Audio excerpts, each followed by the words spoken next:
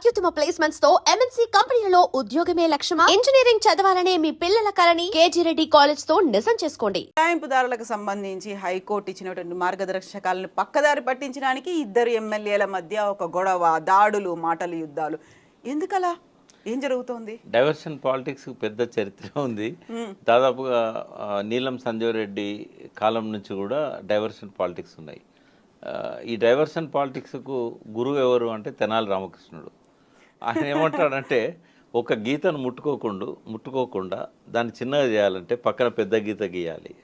ఇదే diversion politics మూలం. ఏదన్నా ఒక ఇష్యూ ఉన్నప్పుడు దాన్ని ప్రజల దృష్టి నుంచి తప్పించాలంటే ఇంకొకటి ప్రజల దృష్టిని ఆకర్షించాలి. కాబట్టి ఒక పెద్ద ఇష్యూని క్రియేట్ చేయాలి. అట్లా ఆ ఇష్యూస్ని క్రియేట్ చేసే క్రమంలో మత కల్లాలు వచ్చినాయి, ఎంతోమందిని చంపేశారు.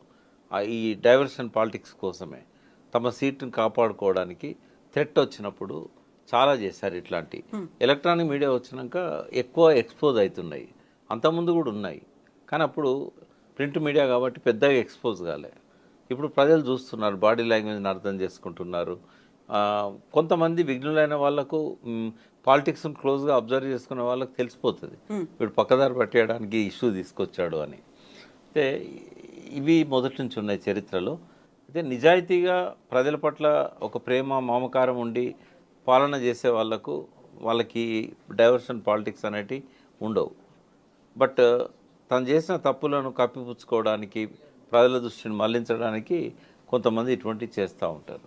కాంగ్రెస్ పాలనలో ఉండేది కొంత, బట్ ఈ మధ్య కాలంలో ఇవి ఎక్కువైపోయినాయి. చంద్రబాబు ఇందులో ఆద్యుడు.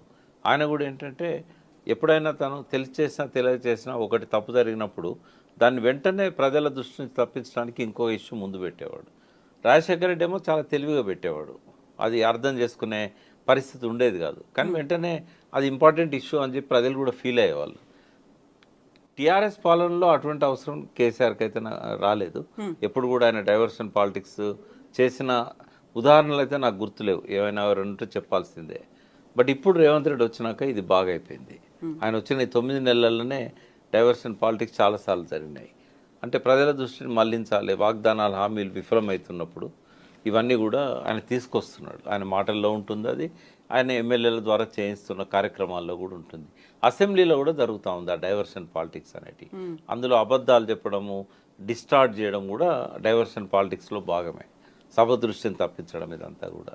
అంటే ఇవాళ కౌశిక్ రెడ్డి కానీ గాంధీ కానీ వీళ్ళు చేసింది కూడా హైకోర్టు ఇచ్చిన తీర్పును కొంత పక్కకు పోయే విధంగా ఉంటుంది. ఎందుకంటే అందులో గాంధీ లేడు, కేవలం 3 ఎమ్మెల్యేల మీదనే వాళ్ళు ఇచ్చారు. తెల్ల వెంకటరావు మారింది, అందరూ కలుపుకుంటే 10 మంది దాకా ఉన్నారు కదా. ఈయన ఇప్పటికీ నేను బీఆర్ఎస్ లోనే ఉన్నాను, నేనేం కండువా మార్చుకోలేదు ఆయన అనకపోయినా కూడా బీఆర్ఎస్ కదా టెక్నికల్గా. ఇప్పుడు మనం అసెంబ్లీ రూల్స్ ప్రకారంగా ఆయన ఇంకా బీఆర్ఎస్ఏ. ఎలక్షన్ కమిషను లేదా స్పీకరు డిస్క్వాలిఫై చేసేదాకా, రేపు హైకోర్టు డిస్క్వాలిఫై చేసేదాకా వాళ్ళు టెక్నికల్గా బీఆర్ఎస్ఏ. వాళ్ళు బీఆర్ఎస్ సంఖ్యను చూపెట్టేటప్పుడు వీళ్ళని కలిపే చూపెడతారు. 39 మందిలో 38 మంది, ఒకరు కాంగ్రెస్ గెలిచినా కూడా కంటోన్మెంట్ 38 మంది బీఆర్ఎస్ కిందనే ఉన్నారు ఇప్పుడు అఫీషియల్గా. కాబట్టి ఆయన చెప్పుకోవాల్సిన అవసరం ఏం లేదు. కానీ హైకోర్టు ఏదైతే ఇచ్చిందో యాంటీ డిఫెక్షన్ దానికి సంబంధించి వెంటనే షెడ్యూల్ను ప్రకటించండి అని చెప్పి స్పీకర్కి ఆదేశాలు ఇచ్చారో దాన్ని కొంత డైల్యూట్ చేయడానికి ఇది పనికొస్తుంది. నిన్న కౌశిక్ రెడ్డి వాళ్ళే పోయి దాన్ని ఇంప్లిమెంట్ చేయండి అన్నారు. ఇలా వాళ్ళు చేసిన పని వల్లనే అది డైవర్ట్ అయిపోయింది. అంటే కొందరేమో ఉద్దేశపూర్వకంగా డైవర్షన్ పాలిటిక్స్ చేస్తారు, కొందరేమో తెలియక యాదృచ్ఛికంగా చేస్తారు. దీని వెనకాల కేసీఆర్దో హరీష్ రావుదో వ్యూహం ఉన్నదని నేను అనుకోవట్లేదు. ఇది కౌశిక్ రెడ్డి ఇమ్మెచ్యూర్డ్గా సడన్గా ఈ రెచ్చగొట్టే విధంగా చీరగాజులు చూపెట్టి ఈ గాంధీని రెచ్చగొట్టే విధంగా ఆయన మాట్లాడిన మాటలు ఈ డైవర్షన్ కారణం తప్ప ఇది పార్టీ ఆలోచించి తీసుకున్నదో, కౌశిక్ రెడ్డి తీసుకున్న నిర్ణయాన్ని ఈ రకంగా మాట్లాడతాడని అనుకోకుండా వాళ్ళు ఇచ్చిన పర్మిషను, కానీ ఇంటెన్షనల్గా డైవర్ట్ చేయడానికి బీఆర్ఎస్ చేసిన ప్రయత్నం కాకపోవచ్చు అని నేను అనుకుంటున్నా. బట్ ఏమైనా డైవర్షన్ పాలిటిక్స్ మంచిది కావు.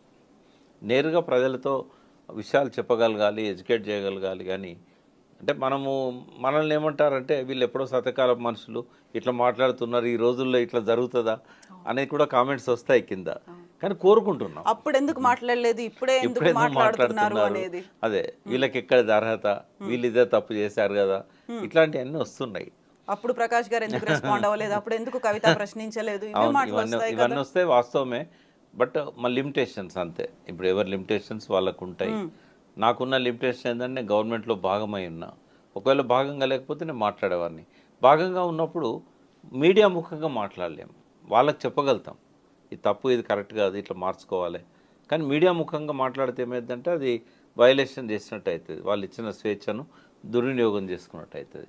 ఎవరైనా అంతే. ఇప్పుడు రేవంత్ రెడ్డి సీఎం స్థానంలో ఉన్నాడు. అంతకుముందు ప్రతిపక్ష నాయకుడిగా ఉన్నప్పుడు మాట్లాడినట్టు మాట్లాడకూడదు.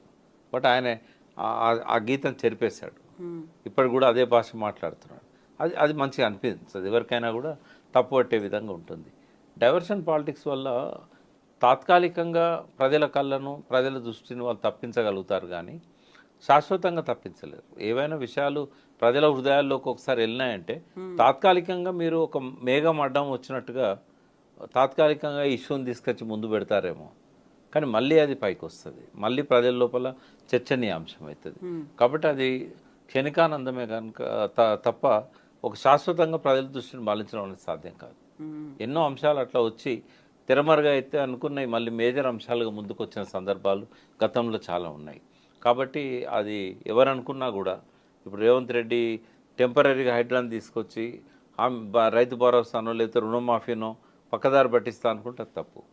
ఆయనే లేటెస్ట్గా దాని మీద వస్తున్నది కూడా ఏంటంటే బయట రాష్ట్రాల్లో ఎన్నికలున్నాయి, కాంగ్రెస్కు డబ్బు కావాలి. ఇచ్చే రాష్ట్రాలు రెండే, కర్ణాటక అండ్ ఆంధ్రప్రదేశ్, తెలంగాణ. కర్ణాటకలో కూడా ఎగ్జాస్ట్ అయిపోయి ఉన్నారు. ఇంకా తెలంగాణ దిక్కు. రేవంత్ రెడ్డి అలా సమర్థుడని గతంలో అనిపించుకున్నాడు. 2 సార్లు కాంగ్రెస్ పార్టీని కాపాడిండు రాష్ట్ర ఎన్నికలలో, జాతీయ ఎన్నికలలో. కాబట్టి ఆయన మీద బాగా బరువు పెట్టారు. ఆ బరువు పెట్టారు కాబట్టి వాళ్ళు ఏం మాట్లాడట్లేదు. ఈయన ఏం చేసినా కూడా వాళ్ళు చూసి చూడనట్టు వదిలేస్తున్నారు. యాంటీ డిఫెక్షన్ లాంటి అంశాలను కూడా వాళ్ళ నిర్ణయాలకు, వాళ్ళ పార్టీ విధానానికి వ్యతిరేకమైనా కూడా రేవంత్ రెడ్డిని మందలించడం లేదు. ఈ ఉద్దేశం కోసమే హైడ్రాని తీసుకొచ్చాడు. ఇంత టార్గెట్ పెట్టారు వాళ్ళు. ఆ టార్గెట్ ప్రకారం ఆ డబ్బులు పంపించాల్సి ఉన్నది. ఆ డబ్బులు ఇప్పుడు లేవు కాబట్టి బిల్డర్స్ దగ్గర నుంచి కలెక్ట్ చేసి ఇవ్వడానికే ఇది చేశాడు. ఆ టార్గెట్ కంప్లీట్ అయిన తర్వాత హైడ్రా దూకుడు తగ్గుతుంది. హైడ్రాకు ఉన్న పవర్స్ అన్ని కూడా మున్సిపాలిటీలకు, జిహెచ్ఎంసీకి, హెచ్ఎండిఏకి పంపించేసి ఇది నిర్వీర్యం అవుతుందని ఒక వాదన ఉంది. అది కూడా డైవర్షన్ కోసం హైడ్రాని తీసుకొచ్చిండని మనం అనుకున్నాం, కానీ దాని వెనకాల ఈ స్వలాభము, ఈ స్వార్థం, ఈ రాజకీయ లక్ష్యం ఉన్నది అనేది అనుకుంటున్నాం. రెండవది, గాంధీ లాంటి వాళ్ళు అకస్మాత్తుగా ఇంతకాలం పోకుండా ఇప్పుడే ఎందుకు పోయిండ్రు? షేర్లింగంపల్లిలో కూల్చివేతలు మొదలు కాగానే గాంధీ ఎందుకు జరాల్సి వచ్చింది? ఇటువంటివన్నీ కూడా ఇప్పుడు జనం లోపల ఒక చర్చ నడుస్తూ ఉంది. కాబట్టి రేవంత్ రెడ్డి డైవర్షన్ పాలిటిక్స్తో పాటుగా వెనకాల ఇవన్నీ కూడా ఉంటాయి. డైవర్షన్ ఊరికే కేవలం దానికోసమే కాదు. ఒక డైవర్షన్ పాలిటిక్స్ తీసుకొచ్చాడు అని అంటే 2-3 ప్రయోజనాలు దాని వెనకాల ఉన్నాయనేది మనం అర్థం చేసుకోవాలి. హరీష్ రావు గారు ఇప్పటిదాకా కూడా చెప్పుకుంటూ వచ్చాడు, కేవలం ఈ రైతు రుణమాఫీని పక్కదారి పట్టేయడానికి తీసుకొచ్చాడు అని. అది ఒక్కటే కాదు, దాని వెనకాల ఇవి కూడా ఉన్నాయనేది నేను హరీష్ రావు గారికి గుర్తు చేస్తున్నాను. ఇప్పుడు 4 రాష్ట్రాల ఎన్నికల కోసమే హైడ్రాని తీసుకొచ్చారనుకున్నప్పుడు హైడ్రా ఒక మంచి కార్యక్రమానికి వచ్చింది, లేకుంటే భవిష్యత్తు కోసం, మన చెరువుల పరిరక్షణ కోసం, డిజాస్టర్ మేనేజ్మెంట్ కోసం తీసుకొచ్చామని చెప్తున్నప్పుడు ఇన్ని రకాల వాదనలు వినిపిస్తున్నాయి, ఇన్ని కోణాలు ఉన్నాయి, ఇన్ని డైవర్షన్స్ ఉన్నాయని చెప్పినప్పుడు నిజంగా ఒక చిత్తశుద్ధిగా హైడ్రాని ఎందుకు తీసుకొచ్చామనేది చెప్పాల్సినటువంటి అవసరం అయితే మళ్ళీ ఉంది కదా. ఆయన ఎన్నిసార్లు చెప్పినా ప్రజలు నమ్మరు. ఎందుకంటే ఏదైనా ఒకటి ప్రజల కోసం తీసుకొచ్చినప్పుడు దాని మీద కొంత చర్చ జరగాలి. అంటే బయట జరగకపోయినా గవర్నమెంట్లో జరగాలి. అని ఏ ఆఫీసర్లతో మాట్లాడి హైడ్రాని తీసుకొచ్చాడు. ఇప్పుడు జలవనరుల శాఖలో నేను 7 సంవత్సరాలు పనిచేశాను. నేను ఇంజనీర్స్ని అడిగాను, ఎవరితో సమావేశం జరగలే. మైనర్ ఇరిగేషన్లో పనిచేసిన వాళ్ళు చాలామంది ఉన్నారు. హైదరాబాద్ లేక్స్ మీద పనిచేసిన అధికారులు చాలామంది ఉన్నారు. ఇప్పుడు ముందు ఫీడ్బ్యాక్ తీసుకోవాలి. ఏ చెరువులలో ఎప్పటి నుంచి ఆక్రమణ మొదలైనవి, తర్వాత మనకున్న హక్కు ఏంటి, అసలు ప్రభుత్వం ఎట్లా ఆపగలుగుతుంది, గతంలో ఎందుకు ఈ ఆక్రమణలు జరిగినప్పుడు ప్రభుత్వాలు ఆపలేకపోయినాయి, చట్టబద్ధత ఎంత మేరకు ఉన్నది. ఎందుకంటే గతంలో హైకోర్టులే ఆర్డర్స్ ఇచ్చాయి, ఇది పట్టా భూమి, ఆ చెరువులో ఉన్నా కూడా దాని ఓనర్ అతనే, కాబట్టి పర్మిషన్స్ ఇవ్వండి అని మున్సిపాలిటీలకు డైరెక్షన్స్ ఇచ్చిన జడ్జిమెంట్స్ ఉన్నాయి. మరి అప్పుడు కోర్టు పర్మిషన్తోని ఆ ల్యాండ్లో బిల్డింగ్స్ కట్టిన వాళ్ళను నువ్వు ఎట్లా కూల్ చేస్తావు? తర్వాత ప్రభుత్వాలే పట్టాలు ఇచ్చినాయి. మొన్న కూడా కేసీఆర్ గారు 59 జీవో నంబర్ 59/58 ఆయన అధికారంలోకి రాగానే 60 గజాలు 70 గజాలు 100 గజాలు 200 గజాల్లో ఇండ్లు కట్టుకున్న వాళ్ళని రెగ్యులరైజ్ చేశాడు కదా. మరి అందులో బస్తీలు లేవా? ఆ బస్తీలు చెరువులు లేవా? ఆ బస్తీలు చెరువు శిఖంలో లేవా? ఆ బస్తీలు నాలాల మీద లేవా? బఫర్ జోన్లలో లేవా? మరి అడిగినావా? జీపీని పిలిచి కూర్చోబెట్టుకొని మన గవర్నమెంట్ ఇచ్చిన ఆర్డర్స్కి వ్యతిరేకంగా మనం కూల్చివేతలు టేకప్ చేయొచ్చా? అంటే బాదరగా దాన్ని ఇంప్లిమెంట్ చేయడంలోనే ఒక దురుద్దేశం అనేది దాని వేరే స్వప్రయోజనాలు అనేవి మనకు కనబడుతూ ఉన్నాయి. సరే, దాన్ని ఆ ప్రజలు అనుమానించకుండా ఉండడానికి ఒక సిన్సియర్ ఆఫీసర్ని తీసుకొచ్చి పెట్టాడు. అంత మాత్రాన ఎఫర్ట్ సిన్సియర్ అని ఎట్లా అంటాం? ఇంకోటి, అటాక్ చేయడమే సెలబ్రిటీ మీద ఎందుకు చేయాల్సి వచ్చింది? ఇవన్నీ ప్రశ్నలున్నాయి. తన లక్ష్యం నెరవేరిందేమో, ఇప్పుడు హైడ్రా దూకుడు అనేది ఆగిపోయింది. హైడ్రా చేయాల్సిన పనులు ఇప్పుడు జిహెచ్ఎంసీలకు అప్పచెప్పాడు, లోకల్ మున్సిపాలిటీలకు అప్పచెప్పారు. చట్టబద్ధత తీసుకొస్తానన్నాడు, ఈ రోజు వరకు దాని మీద మళ్ళీ చర్చ లేదు. నిజంగానే చట్టబద్ధత తేవాలంటే ఇటువంటి చట్టాలు ఎక్కడెక్కడున్నాయి? హైదరాబాద్కున్న ప్రత్యేక పరిస్థితి ఏంది? ఇవన్నీ చేయాల్సిన అవసరం ఉన్నది. ఇవన్నీ కేవలం ఏంటంటే డైవర్షన్ పాలిటిక్స్లో కూడా స్వార్థము, తన స్వప్రయోజనాలు, పార్టీ ప్రయోజనాలు ఇవన్నీ కూడా దాగి ఉన్నాయి. ప్రజల దృష్టిని మళ్లించడం ఒకటే కాదు, ఇవి కూడా మనం గమనించాల్సిన అవసరం ఉంది. కేవలం మనం డైవర్షన్ పాలిటిక్స్ అనుకోవడానికి లేదు. ఈ ప్రయోజనాలు అన్నీ ఉన్నాయి కాబట్టి దీనికి ఎక్కువ ప్రచారాన్ని కల్పించి, ప్రచారం అంతా రావడానికి ప్రధాన కారణం సెలబ్రిటీ మీద ఫస్ట్ అటాక్ చేయడం. ఇంకా మొత్తం ఒక్కసారి తెలంగాణ ఆంధ్ర రెండు నెవరైపోయే విధంగా మీడియాలో అదంతా కనబడడం, నాగార్జున దాన్ని టచ్ చేశాడు, నాగార్జున కన్వెన్షన్ కూర్చేశాడు, ఇదేంటంటే బాగా పబ్లిసిటీ అయింది. దాంతో ఇక మిగతా అన్నీ మరుగున ఓడిపోయినాయి. అదే ఎక్కడనో ఒక చిన్న బిల్డింగ్ కొడితే అది వార్త కాకపోయేది.